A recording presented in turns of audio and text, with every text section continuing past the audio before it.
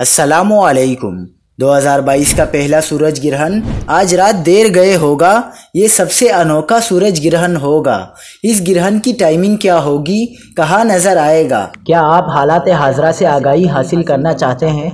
खबर के पीछे छुपे असल हकाइक जानना चाहते हैं? तो अभी सब्सक्राइब कीजिए जिलमिल पाकिस्तान को और साथ ही घंटी के निशान पर क्लिक कर दें। आपको बताते चलें कि साल का पहला सूरज ग्रहण आज हफ्ते की रात देर गए होगा। रात होने की वजह से ये इंडिया या पाकिस्तान बल्कि पूरे एशिया में कहीं नजर नहीं आएगा। सूरज ग्रहण 1 मई 2022 को पाकिस्तानी वक्त के मुताबिक रात 11:46 पर शुरू होगा और सुबह 3:37 पर ख़त्म होगा। अमरीकी खलाई इदारे नासा के मुताबिक ये ग्रहण चिली, अर्जेंटाइन, योरागोए, मगरबी पैराग्वे, जुनूब मगरबी बोलिविया, जुनूब मशरकी पेरू और जुनूब मगरबी ब्राज़ील में नजर आएगा। याद रहे कि सूरज ग्रहण उस वक्त होता है जब चांद जमीन और सूरज के दरमियान आ जाता है। चांद का साया जमीन पर पड़ता है और सूरज का कुछ हिस्सा या पूरा हिस्सा ढक जाता है।